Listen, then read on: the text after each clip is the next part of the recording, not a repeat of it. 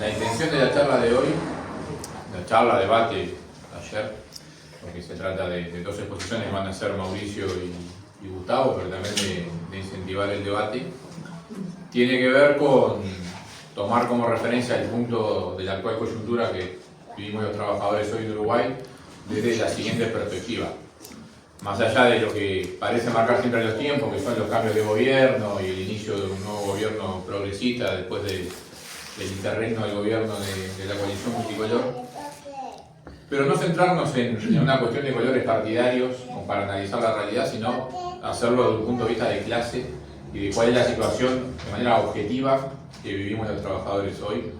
Cuando digo de manera objetiva, desde el punto de vista de las condiciones materiales de vida que tenemos los trabajadores uruguayos hoy, que a veces queda oculta detrás de los discursos de si al país le va bien o las consignas generales, los compañeros van a desarrollar bien, las consignas generales como la que estamos a punto de vivir dentro de 4 días, el 1 de mayo, donde el pueblo primero, y sin definir mucho qué es pueblo, pero bueno, parece que todos los que somos buenos somos el pueblo y todos los que no somos el pueblo son malos.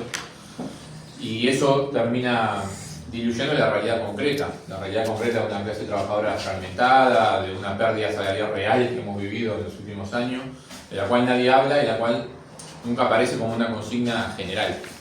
Se viene después del 1 de mayo un congreso del PIT-CNT, donde están empezando a circular los documentos, donde las corrientes mayoritarias del PIT-CNT plantean que estamos nuevamente ante un bloque social de los cambios, que tiene una pata en el gobierno nacional, y nuevamente el problema vuelve a ser los indicadores sociales, de pobreza y demás, que no estoy diciendo con esto que eso no sea muy importante, pero que vuelven a ocultar el problema real, que es el problema de clase. Por eso la consigna que tomamos tanto para la actividad y que quienes militamos en el Frente de Trabajadores vamos a llevar el 1 de mayo es clase contra clase, y no esta cuestión del bloque social de los cambios o el pueblo, cuando digo el pueblo primero no es que estemos en contra de esa consigna general, y que esa consigna general es difícil de estar en contra, pero porque es una consigna que en realidad es vacía, que no dice nada, si no se explicita bien a qué nos estamos refiriendo con pueblo. Justamente a nosotros nos gusta hablar no de categorías generales, sino de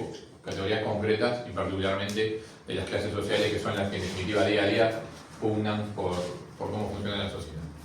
Con ese preámbulo, no sé quién va a hablar primero de los dos. La idea es hacer, de la mano de Mauricio primero, que tienen como base el material, y Mauricio, habría que ya destacar el trabajo que ha realizado, estudiando bien cuál es la coyuntura objetiva que vivimos los trabajadores hoy. ¿Sí? Objetiva, numéricamente objetiva, demostrable con las estadísticas. ¿Sí? Y después Gustavo hará un planteo de carácter más conceptual que explica justamente la coyuntura concreta. ¿Sí? Termino con mi presentación. Gracias. Gracias. Voy a ir a mi lugar. Bueno, buenas tardes. Primero que nada, agradecerles a todos por participar de esta actividad hoy, que para nosotros tiene un carácter fundamental. Fundamental en el sentido de la consigna que nos planteamos con esta actividad de hoy, que es poder discutir y debatir entre todos en qué Uruguay vivimos los trabajadores, ¿no? ¿Cuál es la realidad concreta de la clase obrera en Uruguay a nivel general? También de cara a una instancia de enorme significación para la clase obrera, como es un próximo 1 de mayo, ahora dentro de poquito, para nosotros es un elemento fundamental poder discutir, debatir, en definitiva, sobre cuáles son estas condiciones. Y en ese mismo sentido nos tenemos que parar un poco primero en el escenario internacional, qué coyuntura internacional vivimos actualmente, donde se desarrolla una enorme crisis del sistema capitalista en su fase imperialista en la actualidad. Una crisis que se viene agudizando en el último tiempo, que ha alcanzado una dimensión de enorme magnitud, en el sentido de que las disputas económicas por del gran capital, de los distintos monopolios, por ganar terreno en los distintos países, en las distintas economías más desarrolladas de los países capitalistas, alcanza dimensiones enormes en el sentido de la agudización de la explotación sobre la clase obrera, sobre la agudización de la explotación del trabajo por parte del capital. Y quienes sufrimos en definitiva siempre estas consecuencias termina siendo la clase obrera, los trabajadores de todos los países. En ese sentido, la disputa por los monopolios, por las distintas economías ha alcanzado, como decíamos, una enorme magnitud, en el sentido de que se ha incluso desarrollado este tipo de disputas a niveles extraordinarios, en el sentido de, por ejemplo, guerras que se están desarrollando en todo el mundo, como tenemos el conflicto en Ucrania, por ejemplo, la guerra de Ucrania, pero también otro medio centenar de conflictos y de guerras localizadas en distintos países, de saqueo, de rapiña, por intereses del imperialismo, en definitiva. Justamente en ese mismo contexto es que nos tenemos que parar para entender la situación también que se vive en Uruguay. Y en ese mismo sentido, para nosotros es fundamental empezar también un poco viendo cuál es la situación material que tiene la clase trabajadora en nuestro país. Si nosotros nos ponemos a descomponer un poco, de un total más o menos de 1.700.000 trabajadores, en el Uruguay tenemos que existen más de 550.000 trabajadores que ganan salario por debajo de 25.000 pesos, ¿no? Con la significación y el impacto que tiene eso en el costo de vida para cualquier trabajador. Eso es algo que es fundamental remarcarlo, las condiciones salariales que tenemos los trabajadores en este país, que no alcanza para llegar a fin de mes, que no alcanza para pagar la olla, para bancar una familia, para mandar a los gurises a la escuela, etc. Pero además de esto también tenemos que verlo acompasado también con la situación, por ejemplo, de los jubilados que perciben jubilaciones totalmente sumergidas. Hace meses atrás estuvo en debate el plebiscito sobre la seguridad social, donde tomó mayor dimensión justamente la realidad de la seguridad social en nuestro país. Cuáles son las jubilaciones mínimas, los importes de ellas, la cantidad de jubilados, cerca de 180.000 jubilados que perciben una jubilación mínima en el entorno de los 15.000 pesos líquidos, que es una situación que aqueja enormemente a las condiciones de vida de los trabajadores y de los jubilados también, por supuesto, como mencionábamos, ¿no? En este mismo marco es fundamental también ver el proceso que se viene desarrollando en el último tiempo en nuestro país, donde la cantidad de pérdida de puestos de trabajo es enorme. Enorme en el sentido de la magnitud de trabajadores que hay en el país. Y particularmente en uno de los sectores que es a los que nos queremos referir en esta oportunidad, que son particularmente los trabajos que están vinculados a la industria manufacturera, que esto también queremos profundizar un poco en esta misma explicación. Pero caracterizando un poco este sector de actividad, la industria manufacturera actualmente emplea a unos 169.000 trabajadores. Esto representa un 10% más o menos del total de trabajadores en el país, ¿no? De estos 169.000 trabajadores se han perdido una enorme cantidad de puestos de trabajo en este último tiempo, producto del desmantelamiento de la industria, del trabajo industrial en este país. Además también es una industria que tiene un carácter estratégico. ¿Por qué? Porque genera valor agregado. En definitiva, es donde se dan los empleos que están mayormente calificados, los obreros más calificados, que tienen un oficio, en definitiva, y también que abarca a una enorme cantidad, que genera una enorme cantidad de puestos de trabajo indirectos. Para ser más preciso, además de estos 169.000 trabajadores que están vinculados a la industria manufacturera, se generan unos 100.000 puestos de trabajo indirectos en esta misma industria. Y como mencionábamos, desde hace varios años se viene dando un desmantelamiento de la industria en el Uruguay.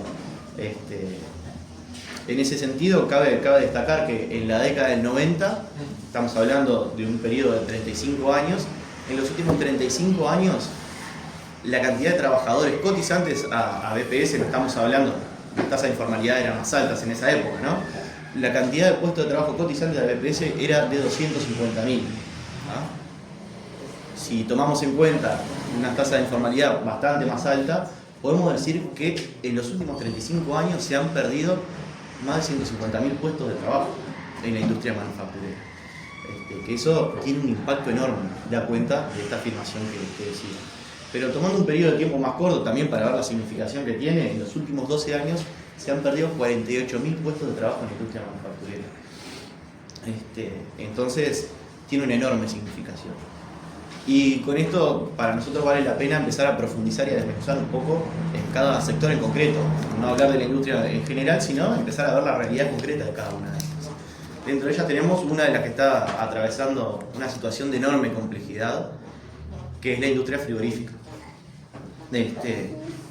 Últimamente ha estado en el escenario político también y en las discusiones cotidianas el cierre de una enorme cantidad de plantas frigoríficas y la enorme cantidad de pérdida de puestos de trabajo en un sector que tiene un peso de enorme relevancia en la economía del país. Prácticamente toda la cadena productiva vinculada al sector cárnico aporta más o menos un 10%, significa un 10% del Producto Bruto Interno del país, o sea, para ver la trascendencia que tienen este tipo de sectores. En la industria frigorífica particularmente, en este último tiempo, los despidos, cierres de plantas, etcétera, han alcanzado magnitudes enormes. En ese sentido, cabe destacar que la industria frigorífica emplea alrededor de 22.000 trabajadores, ¿no? De los cuales 13.000 aproximadamente trabajan en estrictamente lo que son las plantas frigoríficas. El resto de los trabajadores están distribuidos en la industria de chacinado, de tripería, transporte, carga y descarga, etcétera. Pero particularmente dentro de estos 13.000 trabajadores que están en las plantas frigoríficas ocupados directamente, hay 3.000 puestos de trabajo que en estos últimos meses están en riesgo y se han perdido. Se han perdido por el cierre total o parcial de distintas plantas, ¿no? Por envíos al seguro de paro o por reducción de las plantillas de trabajadores. Y si empezamos a desmenuzar un poco estos mismos datos para ver la situación concreta que se da, la lista es bastante larga. Y podemos empezar mencionando, por ejemplo, uno de los casos más recientes, que es en el frigorífico Casablanca de Paysandú, que envió a unos 450 trabajadores al seguro de desempleo, bajando la faena que tienen de un total de 1.200 reses semanales a solamente 200, es decir, una planta que funcionaba con unos 530 trabajadores quedó funcionando solamente con 70 trabajadores. Una enorme cantidad, prácticamente redujo toda su plantilla de trabajadores. Más en una ciudad del interior que tiene un peso enorme, y en un pueblo como Casablanca, donde es una de las principales fuentes de trabajo. También tenemos en el interior del país la situación que se dio en el frigorífico Valmidal, que está ubicado en Paso de los Toros, cuyo propietario era Gustavo Vaso, que está vinculado a Conexión Ganadera, producto de que los productores rurales dejaron de operar con este mismo frigorífico. 160 trabajadores perdieron sus puestos de trabajo también en otra ciudad del interior como el Paso de los Toros. También tenemos la situación del frigorífico Rodantel, ¿sí? En la ciudad de Rosario, y también del frigorífico El Orcinal, que esto ya data de un tiempito un poquito mayor, de hace prácticamente un poco más de un año, que tuvieron su cierre. Esto producto de un grupo económico chino que estaba vinculado directamente, era el propietario de estos mismos frigoríficos, dejando deudas millonarias a lo largo con estos mismos frigoríficos. Se fue de un día para el otro y, para ser más precisos, 320 trabajadores del frigorífico Rosario y 400 trabajadores del frigorífico El Orcinal perdieron sus puestos de trabajo. En Salto, también vemos que esto se concentra mucho en el interior del país. Se presenta una situación similar con el frigorífico Somicar, que cerró su planta también en este momento. Esto implicó la pérdida de 300 puestos de trabajo que se han perdido, sumado también a la situación del frigorífico también en Salto de Daimar Mix, donde cerró sus actividades en mayo de 2024, perdiéndose también 180 puestos de trabajo. Una situación similar se da en el frigorífico BPU, de la ciudad de Durazno, donde vemos una maniobra de parte de las patronales que pertenece justamente a un grupo económico que concentra prácticamente más de la mitad de la industria frigorífica, que es el grupo Minerva, vinculado también al grupo Marfrig. Envió a su plantilla de 800 trabajadores a todos los trabajadores completos al seguro de paro. 800 trabajadores paralizó sus actividades, trasladó su operativa a otras plantas de las cuales son propietarios. ¿Para qué? Para imponerle a los trabajadores una rebaja salarial, que posiblemente la terminen acordando, una rebaja salarial enorme para que los trabajadores terminen siendo presionados y terminen aceptando esa rebaja salarial a consecuencia de no perder sus puestos de trabajo. Pero esta situación también se replica, me faltó mencionar que esa rebaja salarial es del entorno del 30% para tomar dimensión también de lo que significa eso, ¿no? Además de esto, el frigorífico Schneck también, que cerró ahora su planta, se perdieron 100 puestos de trabajo. En Tarariras también una situación similar, se está por despedir a 200 trabajadores del frigorífico. En el frigorífico Colonia se perdieron 60 puestos de trabajo. Tenemos otros frigoríficos que funcionan, pero 1 o 2 veces por semana solamente, como es el caso del frigorífico Solís. Opera solamente 1 vez por semana. Entonces, ¿qué trabajador puede vivir con el jornal de un día, trabajando 4 o 5 jornales al mes? Es una condición de subempleo tremenda que se da para los trabajadores. También en otro lugar hay 400 trabajadores de este frigorífico que está ubicado en Solís de Mataos con La Valleja, que están en esta misma situación. En Florida, el frigorífico Florida también se han perdido 150 puestos de trabajo. Y además también en el sector también que está vinculado a la industria frigorífica, que es el sector de tripería, donde trabajan alrededor de 400 trabajadores vinculados a este subgrupo de esta rama de actividad. De ese total de 400 trabajadores hay 200 que han perdido su puesto de trabajo en el último tiempo. Entonces estamos hablando de que prácticamente en la industria frigorífica un 20% de los trabajadores están perdiendo su puesto de trabajo, ¿no? Hay una enorme cantidad de plantas que están sin funcionamiento al día de hoy. Son 11, de un total de 33 frigoríficos que funcionan en el país, ¿no? De las cuales 5 de estos frigoríficos, de estos 33 frigoríficos, operan solamente de manera óptima, es decir, teniendo todos los jornales, ¿no? Más de la mitad, es decir, alrededor de 10 frigoríficos trabajan entre más o menos un promedio de 15 jornales al mes. Y después el resto, es decir, más de la mitad de las plantas frigoríficas en el país no llegan a cumplir 10 jornales por mes, 10 jornales mensuales. Entonces, esto también nos muestra que la situación de los trabajadores de la industria presenta una condición de subempleo enorme, ¿no? Donde se da también la complejidad de que las características de este sector es el trabajo a destajo, particularmente, donde los trabajadores, además de cumplir su jornal, tienen cierta remuneración en función de la faena, por ejemplo, que tienen en sus plantas. Es decir, si procesan una mayor cantidad de animales, van a tener una mayor remuneración. Esto implica una enorme cantidad de accidentes laborales, siendo la industria frigorífica la segunda en el país que tiene mayor cantidad de accidentes laborales que impacta directamente sobre la salud de los trabajadores. Entonces vemos una condición bastante compleja en este sector, donde mientras tanto los capitales extranjeros, particularmente brasileños, que concentran el 50% de esta industria, amasan ganancias exorbitantes, donde se faenan en el último año, se faenaron alrededor de 2.200.000 bovinos solamente, exportando principalmente a China con un 32% de las exportaciones, a Estados Unidos alcanzando cifras récord en las exportaciones. Particularmente en plena pandemia, en 2021, mientras los trabajadores sufríamos el impacto de la crisis, estas ganancias, y junto a los productores rurales, los frigoríficos y los productores rurales engordaban sus bolsillos de manera exorbitante. Pero también esta misma situación que se da en la industria frigorífica también se desarrolla en otras industrias que queremos mencionar, como es el caso de la industria láctea también, que es una industria que tiene un enorme impacto dentro del país. Particularmente Uruguay tiene una capacidad de producir 20 millones de litros de leche, o sea, una capacidad para alimentar a varias veces la población del país, igual que la industria frigorífica también, ¿no? Que tiene una capacidad de procesamiento enorme. Esto lo queremos mencionar también porque nos parece importante en el sentido de generar, de tomar conciencia de esta dimensión, ¿no? Como un país como Uruguay, que tiene una capacidad para producir alimentos para varias veces su población, con esas condiciones tenemos gente que está pasando hambre directamente. Pero refiriéndonos a la industria láctea, perdón. La industria láctea emplea actualmente a unos 5.700 trabajadores aproximadamente, pero tenemos varias de las principales industrias, varias de las principales empresas de esta industria, que están también enviando trabajadores del seguro de paro, despidiendo y cerrando sus plantas.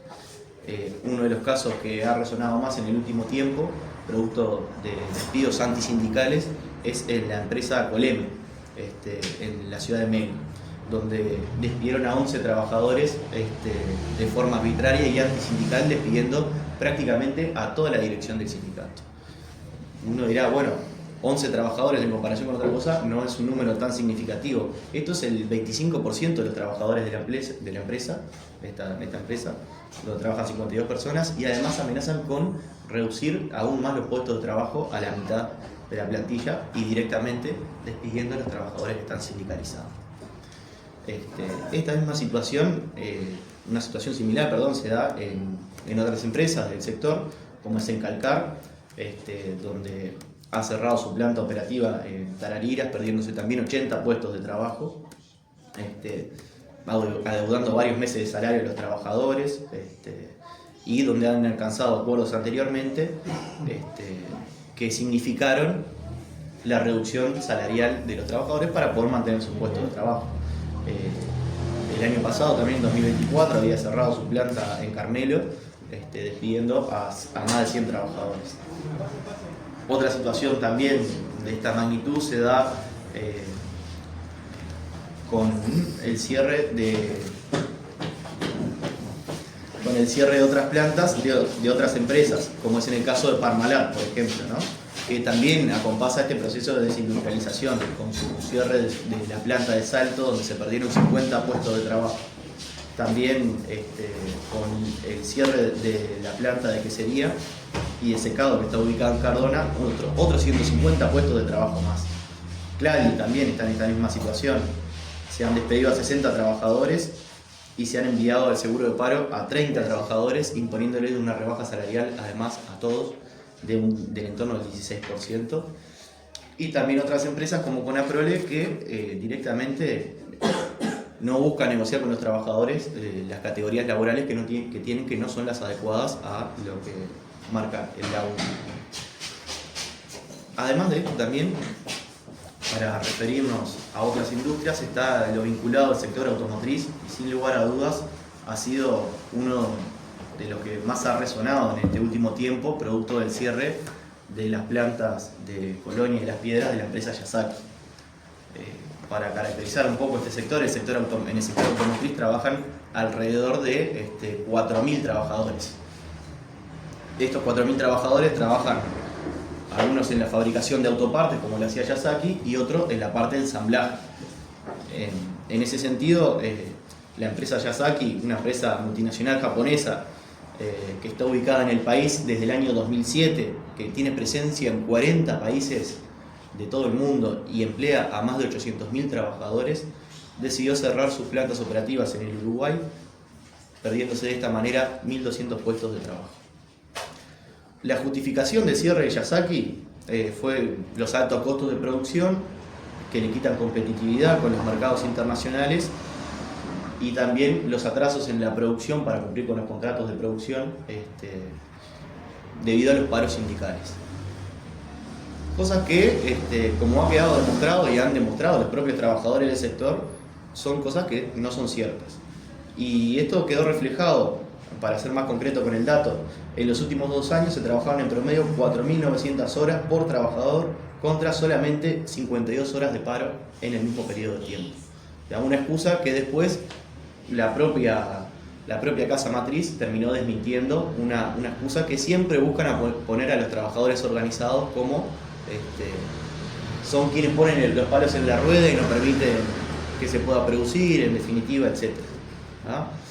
Esto es un ejemplo bien característico de lo que hace el gran capital, ¿no? Cómo busca relocalizar su producción en distintos países para acceder a costos más bajos. ¿Qué son estos costos más bajos? En definitiva, lugares donde las condiciones de explotación de los trabajadores están mucho más agudizadas. Particularmente Yazaki relocaliza su producción en Paraguay y en Argentina, donde las condiciones de explotación, como decíamos, de los trabajadores en esos países son mayores, donde los niveles de informalidad son mayores, donde los salarios son más bajos, donde las condiciones de seguridad en el trabajo son de enorme precariedad.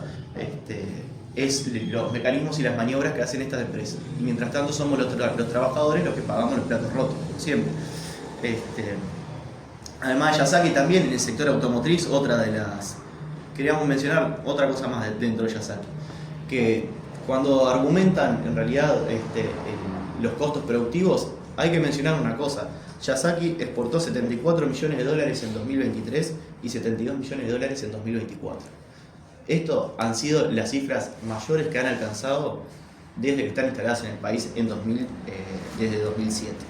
Pero además también hay otras cosas a mencionar, que son las enormes exoneraciones impositivas que tiene el capital extranjero, que tiene el gran capital que viene de otros países a instalarse acá, donde a través de la ley de promoción de inversiones y de declaración de interés nacional de los proyectos de inversión, como ha sido beneficiado Yazaki con esto, ha tenido una enorme exoneración impositiva en los últimos años. Particularmente, sus activos estuvieron exentos de ser gravados de los impuestos al patrimonio durante 10 años.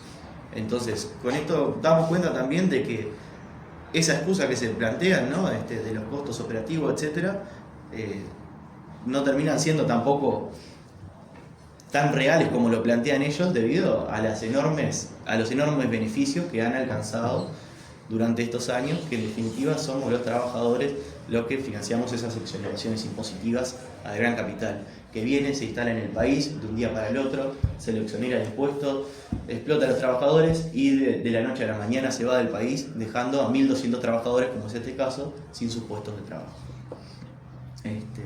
Además de esto, queremos mencionar, en definitiva se terminó acordando el pago de una indemnización por despido bonificada para los trabajadores, la creación de una bolsa de trabajo que los va a reubicar, no en otro empleo industrial, sino en cualquier otro puesto, en cualquier otro trabajo que surja dentro de esta localidad, de Las Piedras, en Colonia. Pero se están perdiendo 1.200 puestos de trabajo de obreros totalmente calificados. Nosotros nos planteamos, si es una industria que es rentable, ¿por qué justamente no presionar para que siga funcionando? ¿Por qué no está bajo el control de los trabajadores, ¿no? Eso es fundamental para nosotros, plantearlo también de esa manera. Además de esto, existen otros conflictos que se dan dentro del sector automotriz, particularmente en una de las plantas de ensamblaje que es de la empresa Nordex. Nos queremos referir porque es un caso también que ejemplifica bastante esta situación, en el sentido de que esta misma empresa Nordex en 2024 aumentó sus ingresos por exportaciones de vehículos en un 321%, respecto al año anterior, a 2023, alcanzando unas ganancias que están en el entorno de unos 230 millones de dólares, para que tomemos cuenta de la dimensión que tiene, particularmente con la exportación de vehículos a Brasil, que es el principal mercado. Pero esta misma empresa decidió despedir a 78 trabajadores y enviar otros 130 trabajadores al seguro de desempleo. Entonces, no puede ser una excusa los costos operativos, en realidad, porque vemos que aumenta su producción y sus ganancias en un 321%. Pero como siempre, buscan aumentar su tasa de ganancia, el gran capital, a costa de una mayor explotación de los trabajadores. Cabe destacar también que esta empresa uruguaya está vinculada también directamente con el capital extranjero, particularmente con Toyota. Pero además también nos referimos a esto, porque si tomamos en cuenta los datos de que se generan 3 puestos de trabajo indirecto por cada puesto de trabajo directo dentro del sector automotriz, además de los 1.400 puestos de trabajo que se han perdido entre estos dos ejemplos que pusimos de Yazaki y de Nordex, implicaría la pérdida de 4.200 puestos de trabajo indirectos, además, dentro de este mismo sector. Por otra parte, tenemos también la situación que se da dentro de la industria química, que actualmente emplea en el entorno de 7.900 trabajadores. Desde 2014 hasta la fecha se han perdido unos 1.200 puestos de trabajo dentro de este mismo sector. Uno de los casos que se desarrolla con mayor magnitud es el de la industria sulfúrica Sociedad Anónima, de Isuzu, que está llevando adelante una reestructura para reducir sus costos de producción, que implicará la pérdida de 250 puestos de trabajo. Es una empresa donde trabajan 390 trabajadores, es decir, que se estaría despidiendo a más del 60% de los trabajadores de esta misma empresa, que tiene presencia también en las ciudades de Melo, Ciudad de Plata, Graciada, Nueva Palmira y también en Montevideo. Como vemos también, siempre este proceso de desindustrialización termina adquiriendo una mayor magnitud en el interior del país. Por eso nos parecía también importante mencionarlo. También dentro de la industria química, tenemos la situación que se da también en el sector farmacéutico en concreto, Dentro de este mismo sector trabaja una enorme cantidad de trabajadores, en el entorno de 7.500 trabajadores,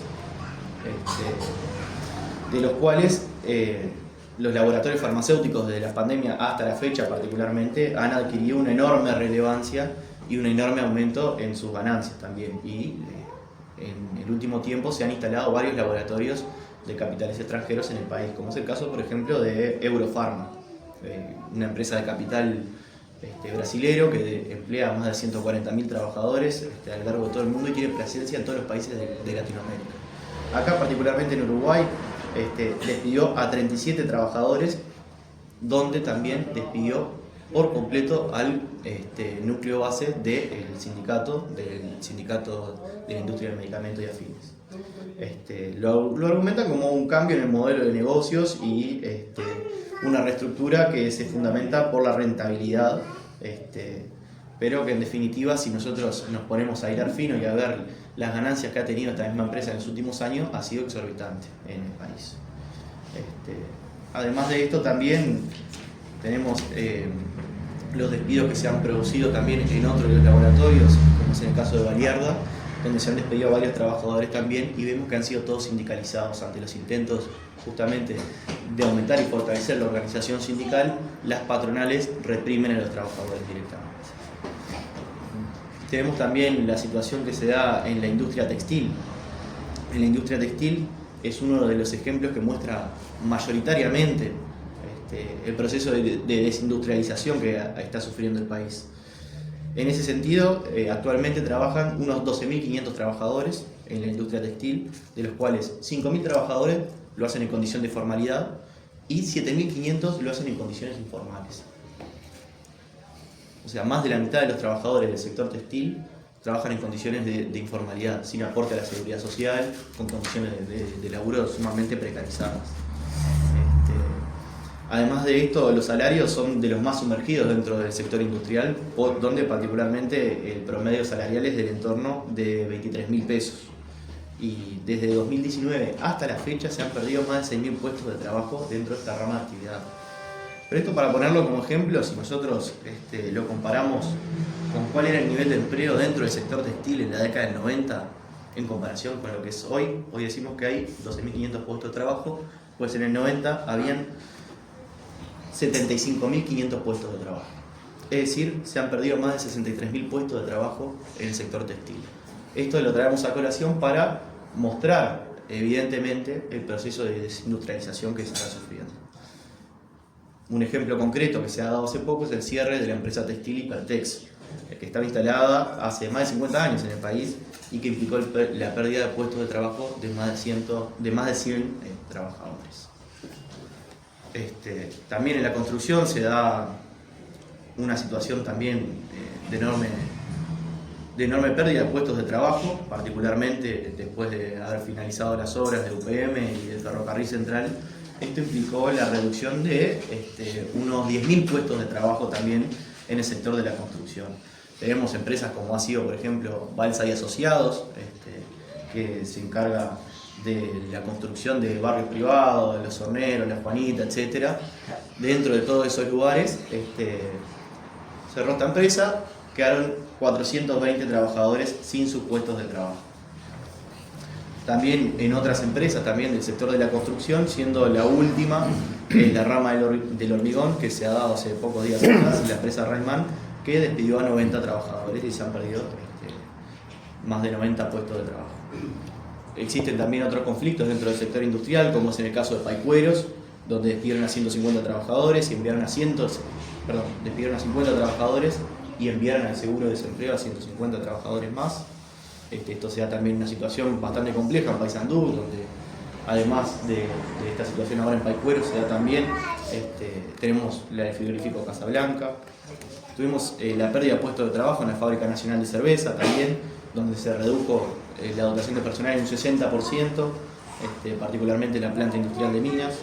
En el sector de la pesca tenemos un conflicto que se llevó adelante durante más de 6 meses, producto de un lockout patronal, donde las patronales del sector, para presionar al gobierno, para acceder a mayores beneficios impositivos, lo que hicieron fue, después de la época de zafra, garantizarse su producción, su venta y parar las flotas pesqueras. Esto implicó que todos los trabajadores, que son jornaleros, no estuvieran sin laburo. Algunos no accedían a la cantidad de jornales necesarios para poder acceder al seguro de desempleo. Con una situación bastante jodida durante varios meses, donde un trabajador no tenía su ingreso para poder pagar el alquiler, para mandar a los gurises a la escuela, para comer, etc. Y también, para mencionar otro caso más, tenemos el cierre también de la empresa Sacos, un astillero naval que estaba instalado en el país hace ya varios años, lo que implicó la pérdida de 200 puestos de trabajo directo y de 150 puestos de trabajo indirecto. Esta situación, entonces, lo que refleja es un poco la realidad dentro del sector de la industria manufacturera en el país. Como decíamos, esta situación lo podemos comparar con el proceso de industrialización que se ha dado en los últimos 35 años, pero también viéndolo en un proceso más general y que se ha dado también en este último tiempo. De estos conflictos que hablamos todos son de los últimos meses. Ni siquiera hablamos de un año cronológicamente. Lo que da un poco cuenta de la situación que estamos atravesando los trabajadores en el país. Esta pérdida de puestos de trabajo compasado a los salarios sumergidos, a las condiciones de trabajo precarias, a las condiciones de informalidad, a la tasa de desempleo que está en el entorno del 9%, una tasa de informalidad que abarca alrededor de 400.000 trabajadores que no acceden a la seguridad social. Es una situación bastante compleja ante la cual nosotros planteamos estos datos para no solamente hacer un análisis, una interpretación de la realidad, sino que para nosotros es fundamental organizar a los trabajadores en torno a planteos concretos, a una propuesta programática que recoja los intereses de la clase obrera, los intereses de los trabajadores. Porque para nosotros el punto central está en la disputa clase contra el capital. Acá el problema no son las empresas que se van y vienen, etc., sino que el problema principal para nosotros sigue siendo la explotación del trabajo por parte del capital. Y en esta lucha nosotros decimos que nuestra disputa es clase contra clase. Así que por eso ahora le damos paso a Gustavo para que siga con la intervención. Muchas gracias.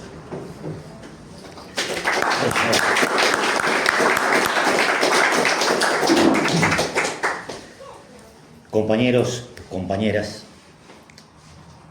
es poco frecuente que un sábado a la tarde alguna docena de compañeros y compañeras se reúnan para instalar una discusión en torno a estos temas.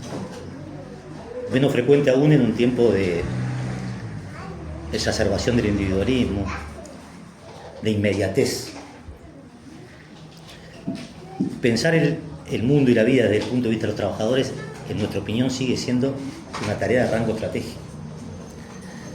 Nosotros acabamos de escuchar un informe que con rigor estadístico, contundencia argumentaria, analítica, nos muestra una radiografía del momento actual de los que vivimos de la venta de nuestra fuerza de trabajo.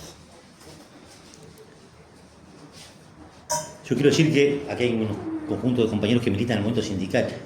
También es poco frecuente que se discuta así, sobre un análisis de coyuntura concreto, con datos reales. Por tanto, yo les sugiero que se apliquen a la lectura detenida de este folletito modesto que pasamos a socializar con ustedes. Porque de esa radiografía se desprenden, en mi opinión, buena parte de las tareas que nos toca emprender como clase. Solo comprendiendo contra qué se lucha puede haber alguna perspectiva de victoria.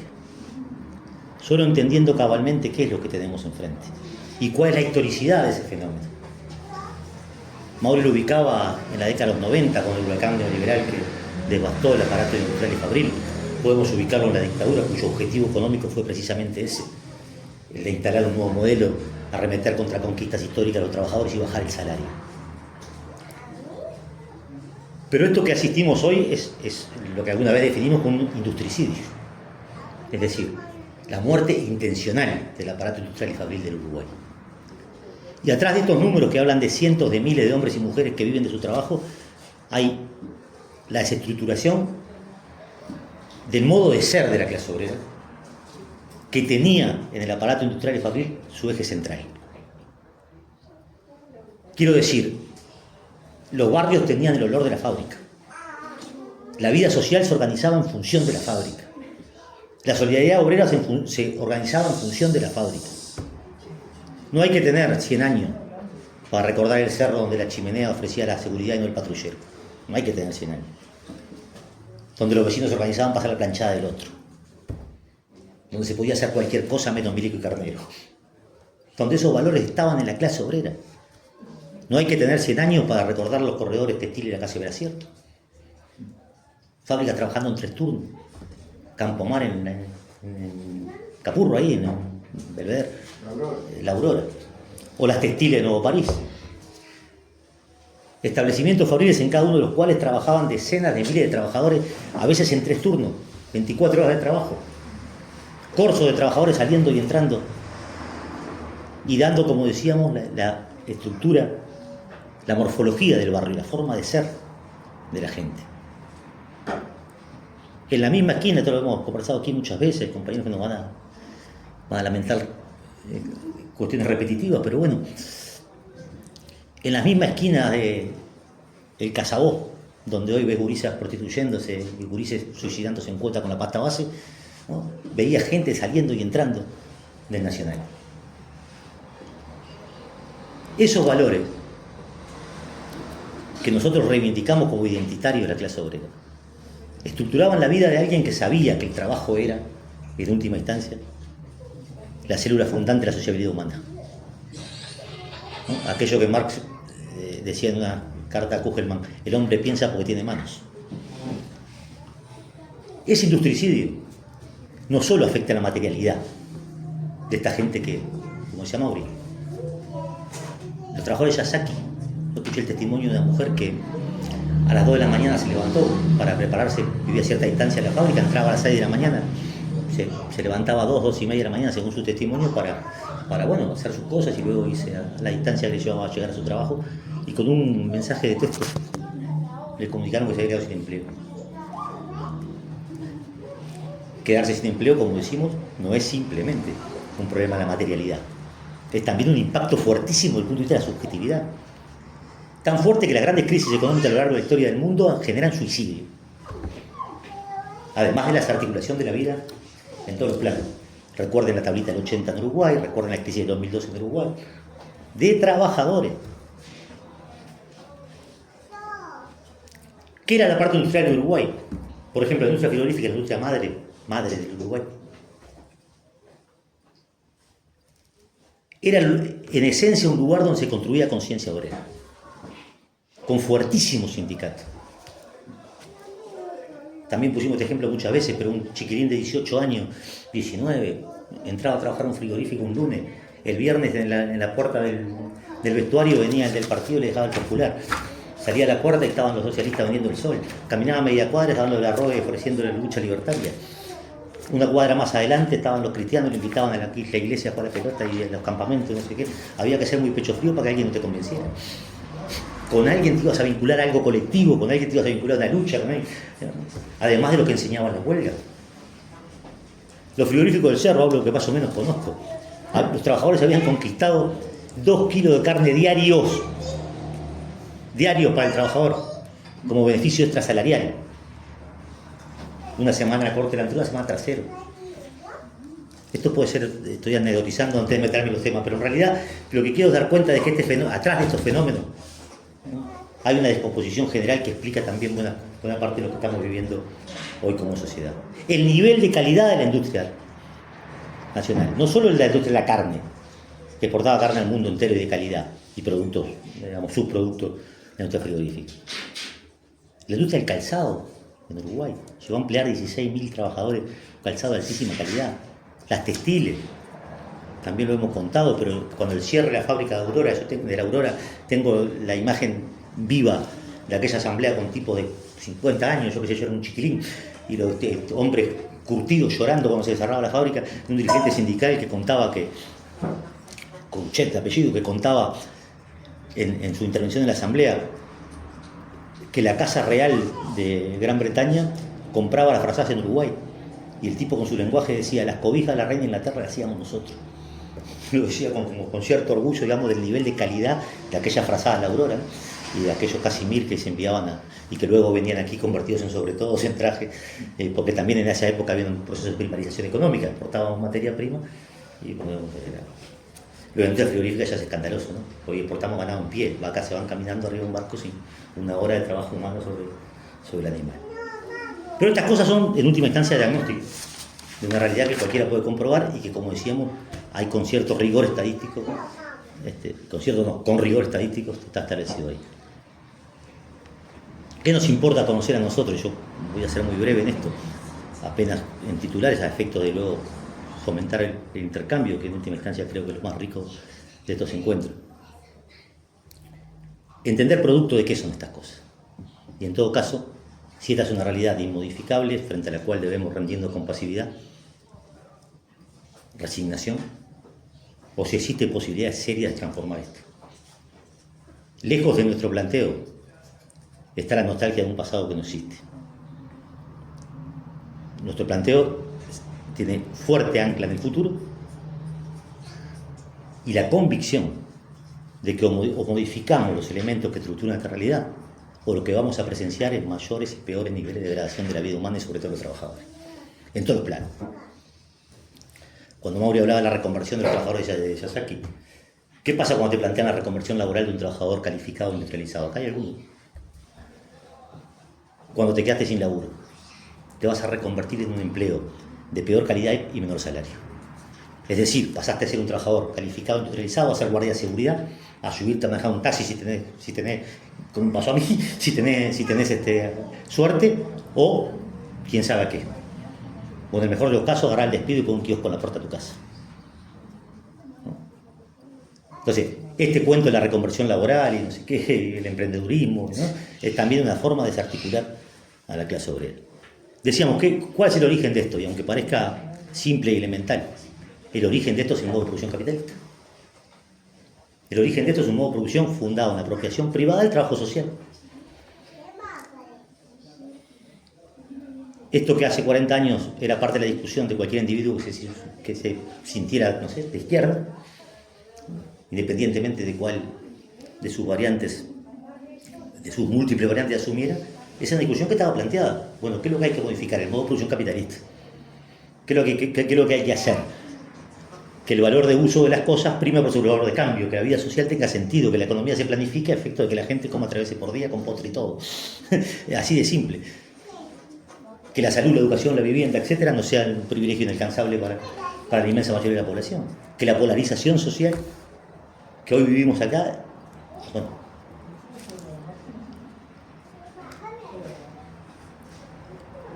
¿por qué nosotros decimos la clase obrera tiene centralidad en el proceso de transformación?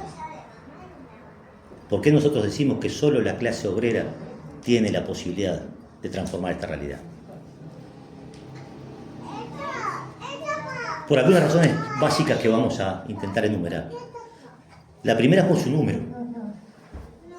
Porque la abrumadora mayoría de la población de Uruguay y del planeta vive de la venta sobre el trabajo.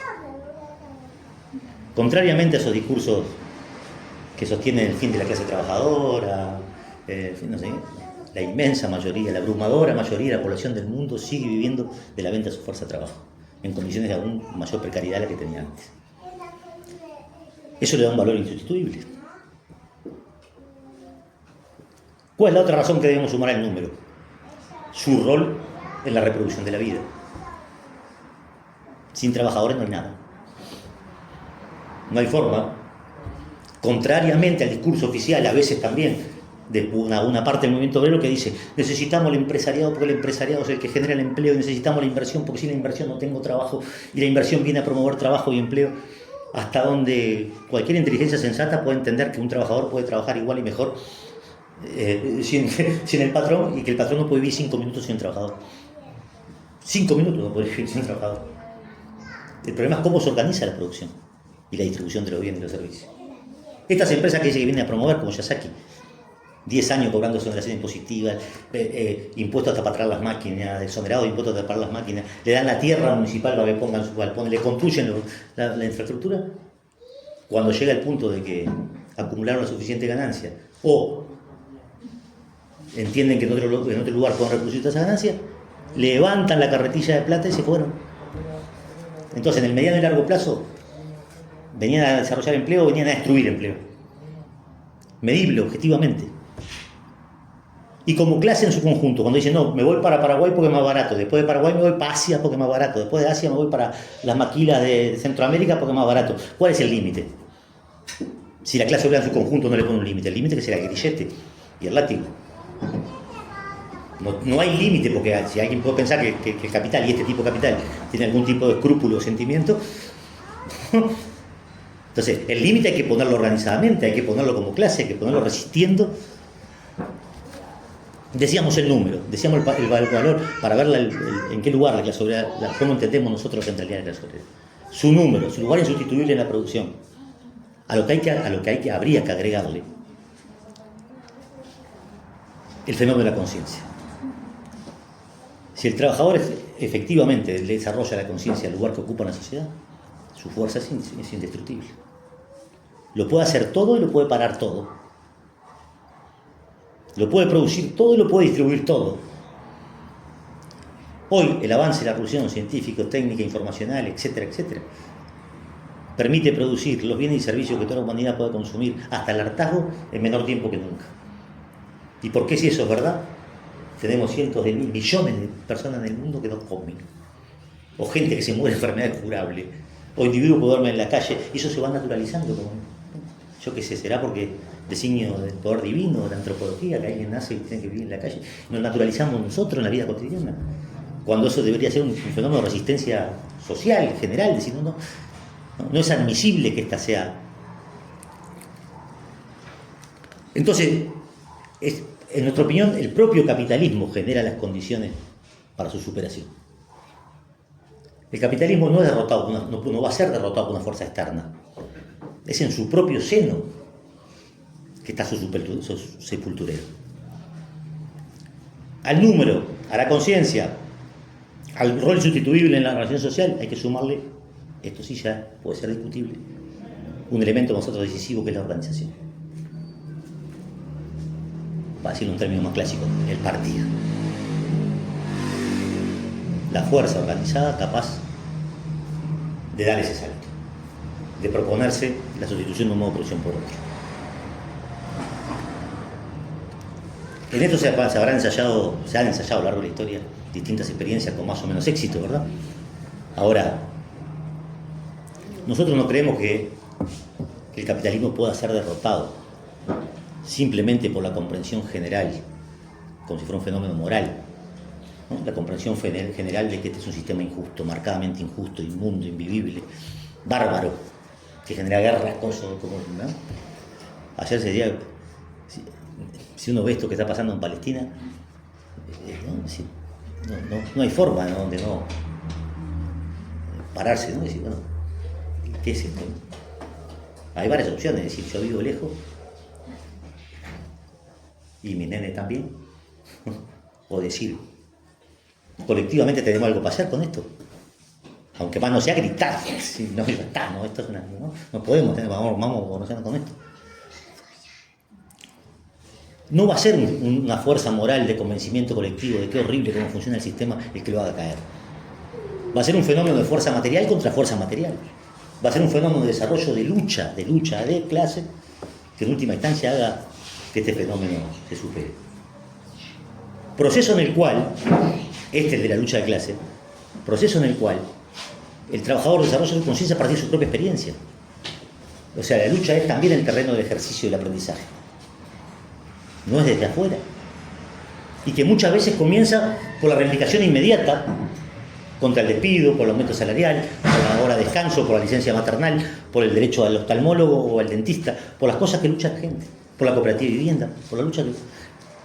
Pero en ese proceso, si el trabajador solo se limita al aspecto economicista, material, a la superación de su derecho inmediato,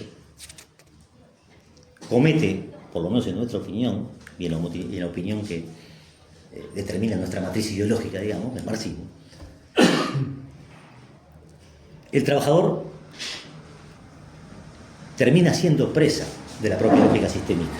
¿Qué quiero decir? ¿Está mal pelear por salario? No, está bien, es imprescindible, hay que hacerlo.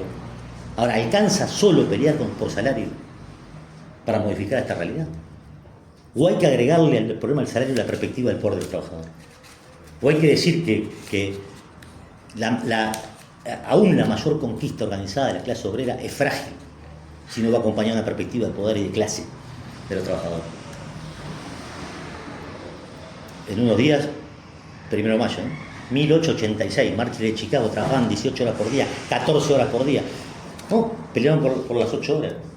Un siglo después, una buena parte de la humanidad trabaja 14 y 16 horas por día. Y hay 5 millones de niños esclavos en Asia. Entonces, la fragilidad de las conquistas dependen del propio desarrollo del sistema capitalista y de sus propias crisis permanentes y consecuentes.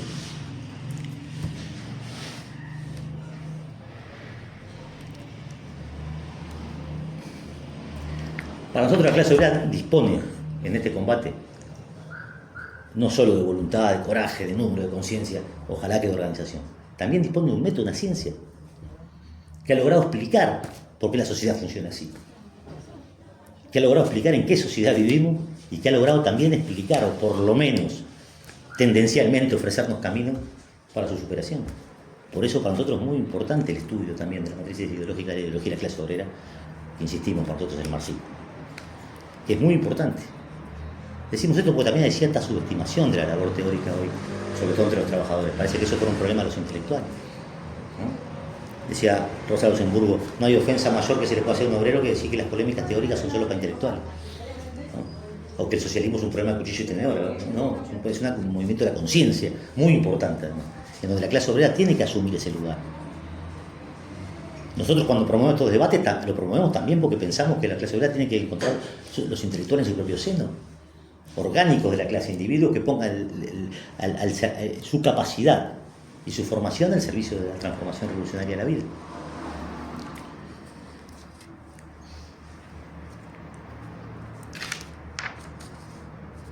El movimiento sindical, como decíamos, es escuela de conciencia, es el primer escalón de conciencia, es el lugar casi natural donde el trabajador se vincula. Desde ahí nosotros tenemos que instalar la discusión sobre el tema del poder.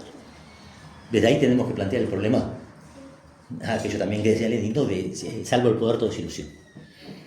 Tenemos que plantear que el problema es el convertir a la clase trabajadora en clase dominante.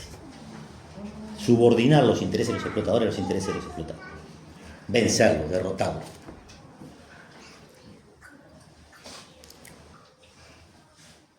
Cada vez que se aproxima un 1 de mayo, además de la nostalgia, además de la reverencia histórica a los mártires, además del recuerdo de la lucha, también se instalan este tipo de discusiones, en esta y en otros ámbitos, de distintas corrientes que conviven en el movimiento obrero.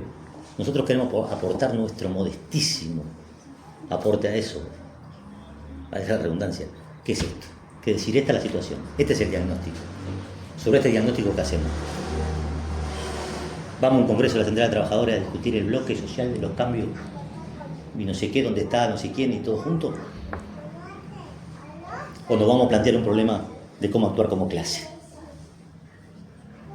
Y esto es, lo decía Federico en la presentación. Esto no es un problema de un debate menor, de a quién votó aquel en la última elección y a quién votó aquel en la última elección. La verdad que eso no es, para nosotros, digamos, es un debate menor. El debate estratégico que nos importa es si nos podemos o no de acuerdo en instalar una perspectiva que ubique a la clase obrera como central. Después el resto de los debates lo damos todo. Y además, en todo caso, votar juntos debería ser la consecuencia de luchar juntos, y no al revés.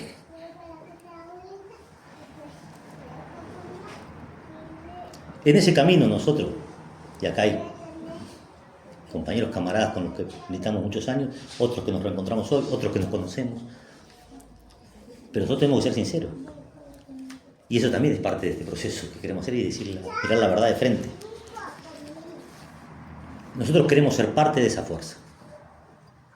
Comprometer nuestra vida, o una parte de ella, en ese camino de transformación que tenga la clase obrera como centro. Creemos que vale la pena iniciar ese camino. Creemos que colectivamente se vive mejor, se lucha mejor y que militar es la mejor manera de encarar el mundo en que vivimos. Lo creemos nosotros y queremos invitar a alguien a que comparta eso con nosotros. Pero creemos una cosa más. creemos que nosotros podemos cometer, de hecho hemos cometido, errores importantes. A veces incluso a nombre del socialismo se han cometido horrores. Ahora nosotros, por lo menos en la modestia de nuestra fuerza, nos podemos reafirmar por encima de otros errores en 4 o 5 elementos, que son los que, por lo menos en mi opinión, determinan que estemos acá. El primero es lo que acabamos de resumir: creer que la clase obrera sigue siendo la clase destinada históricamente a sepultar el capitalismo, que el capitalismo es una relación social destinada a desaparecer y que para hacerla desaparecer se precisa organizar la clase obrera para tomar el poder. Está, en grueso así, síntesis. El segundo elemento, que creemos en la organización y que creemos que hay que construir una fuerte, potente, cohesionada organización capaz de enfrentar lo que tenemos delante. Y el tercer elemento, tal vez se pueda decir que es subjetivo, pero para mí tiene un valor muy importante. Lo hemos dicho muchas veces, acá la última vez lo dijo Valeria en un acto público, que nosotros no creemos que no tenemos deuda pendiente con la clase obrera. No cagamos a nadie, no somos carneros, no somos el cagüete de los botones, no le dijimos que íbamos a cambiar la vida, después nos abrazamos el imperialismo, ¿no? Vivimos nuestro trabajo y hacemos lo que hacemos. Y eso tiene un valor hoy, y nosotros lo queremos reivindicar. En eso no nos equivocamos. Una metimos. Nos mantuvimos acá remando contra la corriente, una corriente que viene como dulce leche, más o menos. Y a veces permanecer es avanzar. Cuando todo te arrastra, ¿sí? Cuando viene la inundación, permanecer es aguantar. Entonces, reafirmar estas cosas, insistir con la centralidad de clase obrera, decir que esta consigna clase contra clase, lejos de ser una expresión de ultraizquierdismo infantil, es una necesidad de este tiempo. No es un problema de clase contra clase como si fuera, no, es una necesidad de este tiempo. Entender que hay una clase social que debe enfrentarse a otra, o lo que le viene por delante es lo que estamos viendo. Cuando uno habla de la barbarie que promueve el capitalismo, no está hablando en sentido figurado, sino concreto, de los niños que mueren en Palestina, de los que mueren en la calle de Uruguay, de los que no comen, de lo que es la barbarie concreta, o qué es la barbarie. Y eso es, insisto, no hay forma de resistir eso pasivamente sin organizarse para luchar. A eso lo queremos invitar, a construir esa organización llena de problemas y de errores, por lo menos las que tenemos nosotros, pero con el carro lechero, con un rumbo clarito para dónde va y para dónde quiere ir, y con disposición a militar en esa dirección. En la perspectiva del 1 de mayo como un hito importante para nosotros, pero en la perspectiva de la construcción futura de vínculos militantes que nos permitan hacer estas cosas y trascendernos. En tanto militantes y en tanto. Por tanto, compañeros, compañeras, yo voy dejando por acá diciendo lo del principio, que nos parece, saludando a Mauri, creo que ya lo hice por la importancia de este trabajo, pero diciendo que ojalá estas instancias al menos sirvan para promover más y mejores discusiones entre nosotros en torno a qué papel deben jugar los trabajadores en la transformación social.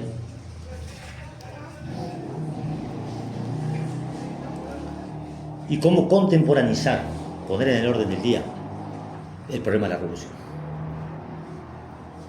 Que no es un problema del pasado, ni es un problema que uno piense para las calendas griegas, ni para el futuro indefinido, sino un problema del presente.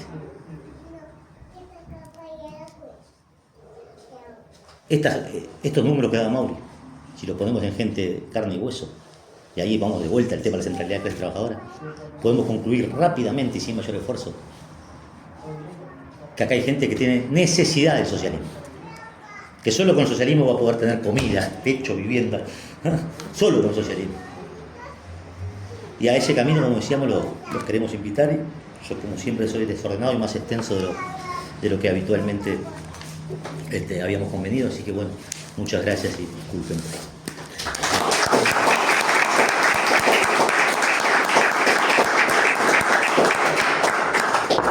No tanto tampoco.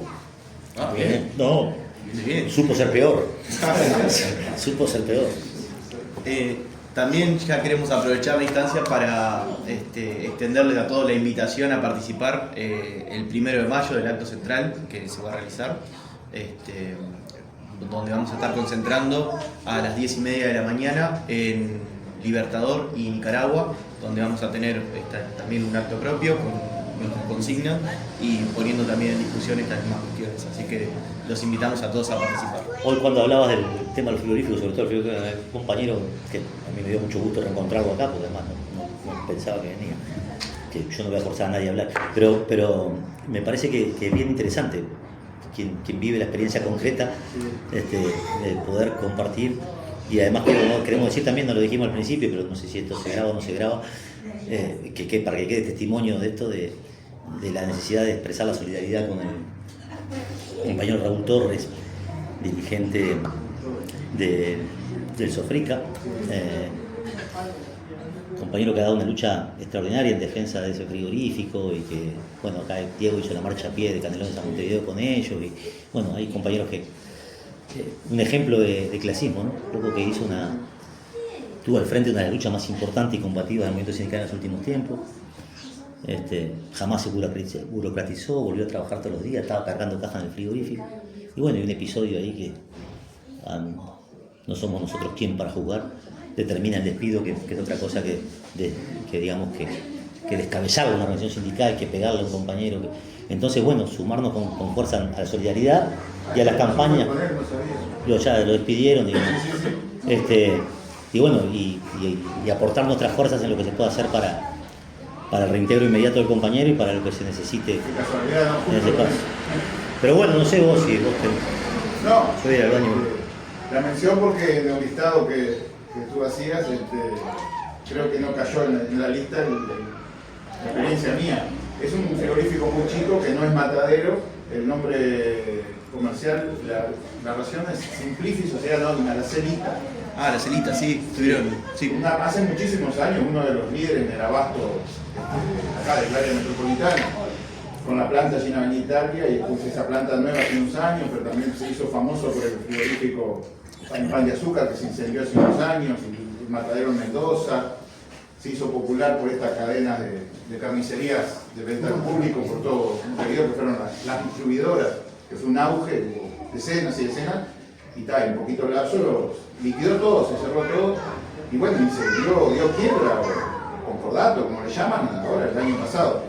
Y después me enteré todavía que antes de eso había obtenido exoneraciones, como contaba Gustavo, exoneraciones fiscales para importación de maquinaria y eso, y igual nada, eso fue impedimento para que cuando fuera a cerrar, cerró. Y bueno, y somos, no sé si en conjunto serán 50, seremos 50 que estamos en ese jaque, que en 2 o 3 tandas nos mandaron a todos al seguro. Algunos renunciaron, presionados o no, por voluntad propia, otros fueron despedidos, los que tenían el núcleo sindical fueron todos para afuera. Y los demás estamos todavía en un impasse ahí de seguro de desempleo, que fueron por 4 meses. Esta última tanda, penúltima tanda, que ya se terminó, el Ministerio aprobó una prórroga por 3 meses, que no nos han pago, que el BPS dice sí, está todo bárbaro, pero no ha pago. Ya se termina esta prórroga de 3 meses y no sabemos si vendrá una última prórroga de 3 meses o un despido. Y después todo el tema del remate judicial, si es que los bienes están a nombre de él, es una sociedad anónima, a nombre del tipo, a nombre de... Para poder cobrar algo. Para poder cobrar algo, y según nos decían algunos que estaban en tema, que van pagando de manera porcentual. Ya salió en prensa, creo que el mayor acreedor es un matadero, porque ahí no se mata, ahí venía Dani Maquella, claro, los mataderos de 10 millones de dólares. Entonces, los 30 empleados, que nos van a pagar aguinaldo, licencia, despido, si es todo porcentual, cobraremos. Y bueno, es uno más de ese collar de que bueno, en industria frigorífica que habrá que ver números de 2024 y 2025 de que se sigue exportando cifras récord. O sea, el tema no es que la industria si cayó por algo, ya pasó como tema que nos causó toda esta estafa de conexión ganadera, ¿no? Casos directos, lo que vos contaste, que gente que no le quiere vender porque si no le pagan, que le van a vender. Y ahí vino el cese. Pero es una industria que, como decía Gustavo, la industria madre, es casi imposible pensar que eso desaparezca. Entonces, ¿cómo está pasando lo que pasó? Si me decís otros rubros del país, bueno, podría ser entendible, hasta el automotriz, pero la industria ganadera, una matriz productiva de hace históricamente en el país que esté en esta situación, cuesta entenderlo, ¿no? Empezás a pensar muchas cosas y después la haces extensiva a los otros rubros. Yo en la industria frigorífica estuve un par de años más. Estuve 20 y pico de años en el supermercado, en atención al público. Y lo mismo, y una de las cosas, después me echaron por nada, por mejora de servicio, ¿no? Y ahí sería uno, aparte no precisa que te lo digan, lo ves, que es un tema que hay que ponerle cabeza, creo, desde nuestra óptica, el tema de la automatización. ¿Cuánto afecta la automatización? Porque vos hacías un recuento de todos los puestos de trabajo perdidos, la reconversión, y esta gente calificada ya sabe qué va a hacer. ¿Qué va a ser? ¿Taxista, vigilante o reponedor? Entonces, habría que evaluar y ponderar cuánto pega la automatización, y la otra cara de la moneda de eso, que es la renta universal, para tomar unos pesitos y quedarte callado, no te mueves, no te organizas, no hagas nada. A ver si es algo que nos tenemos que enfrentar porque es inevitable y cuánto pega. No, siempre va a haber fuente de trabajo, no sé, más que nada centrarlo lo que vos destacabas, la parte manufacturera, ¿no? También está la parte de servicios. Claro. ¿Hasta cuándo un servicio? Antes había dos ejemplos bien bobos, ¿no? Pero también se automatizaron. La cajera del supermercado, el limpiador de autos, yo qué sé, cualquier rubro que se automatiza, que ese puesto de trabajo no va a estar más. Entonces, ¿qué otra fuente genuina de trabajo se forma en este mundo? Cuando Gustavo enumeraba que con poquito tiempo se produce todos los bienes y servicios que la población necesita. Entonces ya no se precisa más. Entonces ya empezamos a ser sobrantes. Entonces, ante eso, ¿cómo nos paramos? Ese es el tema. Y otra, ya aprovecho así intervengo, me parece que una de las cosas donde tenemos que prestarle atención en este marco, Gustavo decía en qué cosas nos podemos haber equivocado, en cuáles no. Yo creo que sí, como pueblo, como movimiento popular, como clase, tuvimos errores. Fue en la forma, no en los contenidos. Creo que tenemos el convencimiento que en los contenidos, más o bien seguimos bien rumbeados y estamos donde estamos. Y en la forma sí podemos hacer nuestra autocrítica, de por qué le erramos y fundamental, ante quién estamos enfrentados, ¿no? Clase contra clase. A la clase a la cual estamos enfrentados, queremos derrotar. Ojo que en la fuerza material, si vamos a la pelea material contra material, sabemos, en la fuerza, ya sabemos todos los escalones que utilizan para someternos y dominarnos, ¿no? ¿Cuál es el primero que utilizan, segundo y el tercero? Bueno, todo eso.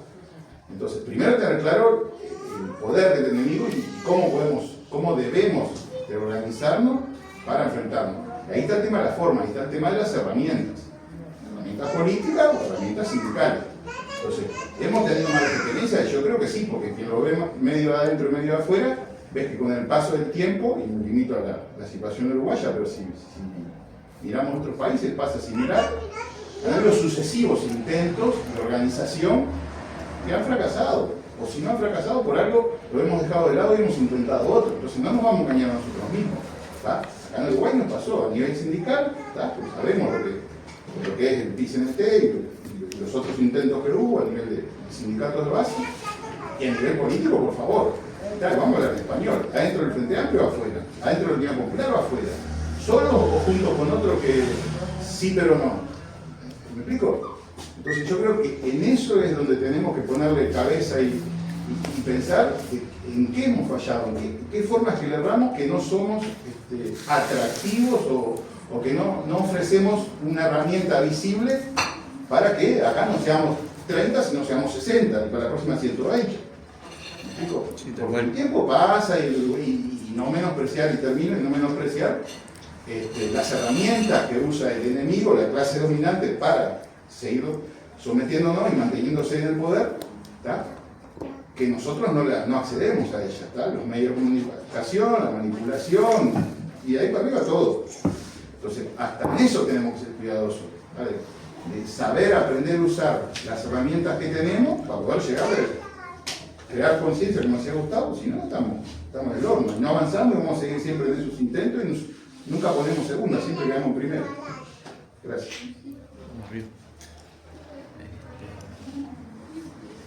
Vale. Muy cortito más de lo que el compañero decía, porque la verdad que pero solo para la reflexión. Primero de los métodos y la forma. Abajo cuando viene, lo que se viene el 1 de mayo, el Congreso del PCNT, lo que va escuchando, creo que hay una parte de la habilidad de los trabajadores hoy tiene que ver con pues la clase dominante utiliza determinados mecanismos. Uno de los mecanismos que utiliza es promover dentro de las organizaciones de los trabajadores determinada visión del mundo y la realidad, determinada aceptación de que así son las cosas. Yo a veces, yo otra discusión con algunos compañeros acá, he escuchado tan voz del propio presidente del PCNT, un obrero metalúrgico del Partido Comunista, ¿no? Que te lo pueden meter así y vos decís, bueno, con este hombre voy para la revolución. Sin embargo, escuchas hablarla con su bandera de la jornada laboral. Por citar un ejemplo, nomás para no aburrir. Todo el tiempo. Si lo escuchas con atención, lo vamos a escuchar el jueves. La jornada laboral, podemos trabajar menos, da para trabajar menos, pero su planteo, lo cual es justo, estoy de acuerdo con trabajar menos. Así como la persona sucesivamente ha peleado por trabajar menos y está atado al otro de la tecnología, que ahora el otro que quería decir, pero acá lo plantea de una manera tal, donde tenemos que convencer al empresariado, a las cámaras patronales, que les sirve. Posiblemente, pero nunca lo plantea como debería plantearlo, que si vamos a conquistar un derecho tenemos que pelear por él. Todos acá, todos los que militamos en algo y hemos tenido algún conflicto laboral, sabemos que en última instancia las cosas las conseguimos, la fuerza que puedas poner adelante. Que ningún patrón te regala nada, ni media hora más hora extra, ni un convenio colectivo, ni un aumento salarial, ni nada, por la buena voluntad. Porque le pintó que le caíste bien, como se ha gustado, por un problema moral. Le ganás con fuerza. Y es jodido que ocupa la máxima figura pública del movimiento obrero, le plantea a los trabajadores que tenemos una consigna que es justa, pero que va a convertir en una realidad que convencer a los patrones. Entonces, que tiene que servir económicamente al patrón nuestra reivindicación. Entonces, así, ahí la podemos pedir. Si no, no. O sea, arrancársela, es decir, la concepción original, que es que en un problema, en una sociedad de clase, lo que es beneficio para uno y perjuicio para el otro, al que sea, cualquier aumento salarial es menos ganancia para el patrón. A veces te la da porque le conviene y a veces no te la da porque tiene más fuerza que vos. Todos los aumentos salariales muchas veces se dan porque la amenaza de una huelga le hace ver que habría más pérdida económica si yo paro la producción que si te aumento el salario. Y yo lo funcionario si tengo fuerza para parar la producción. Bueno, el discurso hoy aparece el problema del diálogo.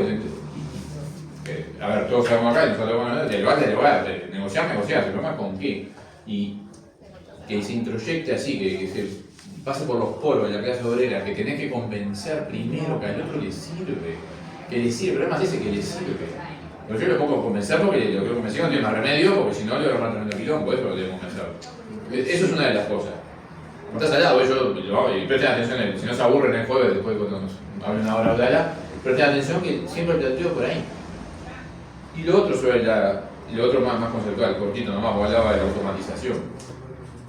La automatización ha habido siempre aumenta la tecnología y en general lo que pasa es que en el capitalismo quienes invierten para que la tecnología se supere a sí misma son los capitalistas y solo tienen como objetivo aumentar la ganancia. Es decir, está bien que la humanidad avance desde el punto de vista tecnológico, lo que pasa es que desde el punto de vista de una sociedad organizada en la explotación y en el lucro solo una ínfima parte de la población, la aplicación de la tecnología trae como resultado un mayor enriquecimiento, siempre lo mismo, y una mayor explotación o pobreza de la gran mayoría. Lo digo por todos los ejemplos que pusiste vos. Ahora, yo estoy a favor de la automatización, lo que pasa es que ahí viene la parte más conceptual. Solo en una sociedad organizada distinta, por eso Gustavo hablaba del feminismo, ¿a qué aspiramos como sociedad igualitaria? A que haya más automatización, porque cuanto más automatizan las cosas, mayor riqueza se puede crear con los mismos medios, ¿no? Eso es la automatización. En menos tiempo producir más. Es decir, podemos producir, como Uruguay produce, alimentos para más veces nuestra propia población, el problema es cómo se reparten las cosas. Por supuesto, en el capitalismo la tecnología lo que termina haciendo es expulsando gente para afuera. Ahora, yo aspiro a una sociedad donde la tecnología siga aumentando, yo tenga que trabajar menos, pero porque esta tecnología me permite crear más riqueza y yo no necesito trabajar 8 horas. Con 4 puedo crear riqueza suficiente para vivir bien. Digo, para no entrar en la contradicción de que mi problema yo no quiero volver a tener que mover mi carreta, digamos. Lo digo bien, ¿se entiende? Entonces, el problema es entender de que en la sociedad del capital, el capital que era la tecnología, a beneficiarse a sí mismo. Ahora, la tecnología va a estar puesta al servicio de la comunidad como en su conjunto. De ahí viene. El tema es que mientras reivindicamos la reducción de la jornada laboral, la clase dominante nos gana la cueriada y ya así que luego entonces tomás una rentita básica universal y no trabajás. No, pero la renta básica es lo que te veo vos. Eso es tremendo. Y anda a explicar que no, está mal la renta básica, no, oponete a eso. Tremendo.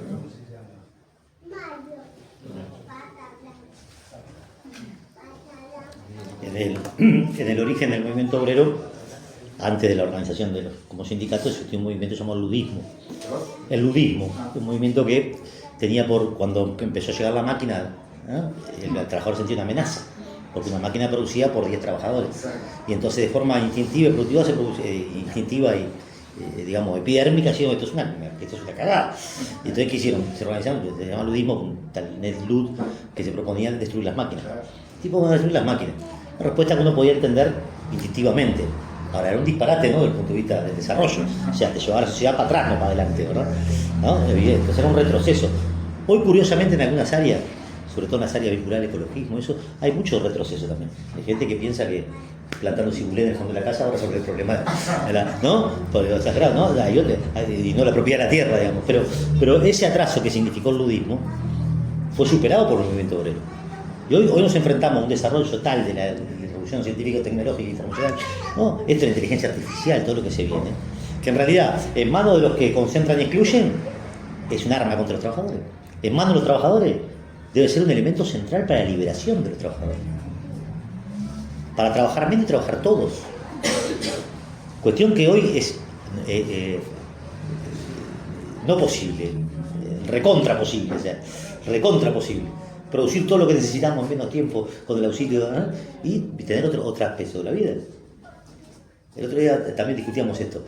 El trabajo, además del estructurante, todo lo que hablábamos, el sustén de la vida, tiene un componente biológico, que es la reproducción de la vida, el comer, pero también tiene un componente social, las conquistas que los trabajadores han desarrollado, el derecho a tener vacaciones, el derecho a adquirir beneficios, el derecho, ¿no? Son conquistas del salario social que han conquistado, no se lo regaló ningún patrón. No existe que una noche insomnio el patrón se levante y diga, no, mira qué poco gana aquel, mañana me levante y le voy a regalar las 20 días de vacaciones. No existe, lo conquistaron los trabajadores, ¿verdad?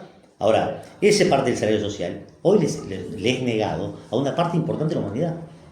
No solo la humanidad que no tiene empleo y que es, como decir ya, inexplotable, sobrante o como quiera llamarlo, sino la humanidad que trabaja. Vamos a poner un ejemplo concreto, con el ejemplo mil veces. 550.000 individuos, medio millón de uruguayos de carne y hueso, ganan 25.000 pesos por mes. Entonces, hagamos un ejercicio rápido. Esos tipos son trabajadores formales, es decir, aportan, por eso sabemos cuánto ganan. Debe haber otros que ganan menos, debe haber... Son medio millón de individuos que son formales, por tanto trabajadores, y además desarrollan tareas socialmente útiles, porque si no, no existiría ese trabajo, ¿no? Ese individuo se levanta, pongamos por caso, a las 7 de la mañana. Se asea, se prepara el mate, sale a tomar el ómnibus, va a trabajar. Labura 20 jornales al mes, 20, 25, 24, pongan la cifra que quieran. Cuando termina su mes de trabajo, recibió en la mano 25.000 pesos. Salario de infraconsumo que no le permite el sustén mínimo a una familia. ¿Cuál es el componente social del salario de ese individuo? Puede ir al cine, puede ir al teatro, puede comprarse un libro, puede comprar una mozzarella con su compañera a la esquina y tomarse una Coca-Cola, una cerveza. ¿Puede? No puede. Eso también explica el fenómeno de la conciencia. Ese individuo, ¿qué hace? Vive una alienación total. O se encierra a mirar televisión, o se pone o se emborracha, o no sé qué hace para soportar la vida en esas condiciones, ¿no? Además de que vive la calecita y que puede, porque también hay 600, casi un millón de personas con un nivel de endeudamiento crónico que ya no puede acceder a más, ¿no? Que el clearing, que el otro, que terminan pidiéndole plata a los colombianos, eso andan por la calle ofreciendo plata. Y vive esa calecita permanente. Entonces, ¿qué le pasa a ese individuo?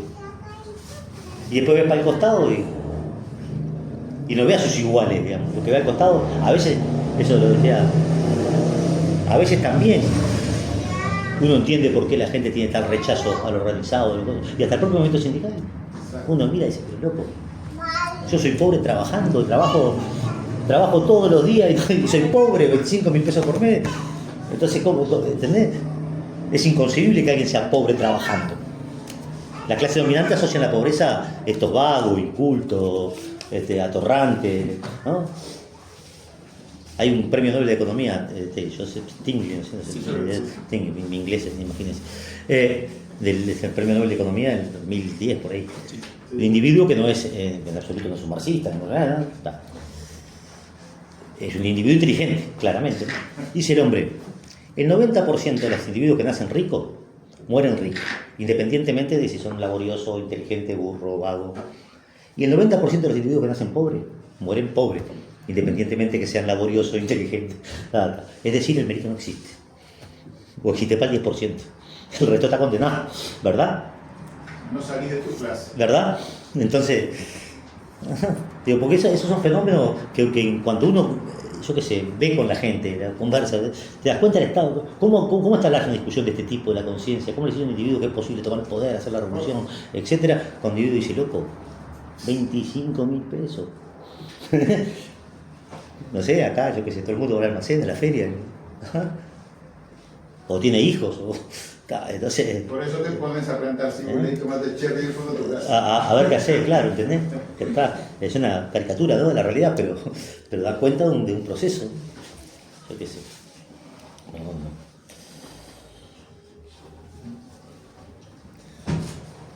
Bueno, si les parece bien, entonces, no sé si algún otro compañero tiene algún aporte, comentario para conversar. Y si no, vamos dando un poco de cierre a la actividad. Les agradecemos a todos por participar y los invitamos a las próximas instancias que vamos a estar convocando también desde el Frente de Trabajadores en Lucha para poder seguir profundizando en la discusión acerca de la realidad concreta de los trabajadores en el Uruguay, pero principalmente para organizarnos en conjunto, para pensar un programa que represente los intereses de los trabajadores y para seguir organizándonos para pelear por mejorar las condiciones de vida de la clase obrera. Así que muchas gracias.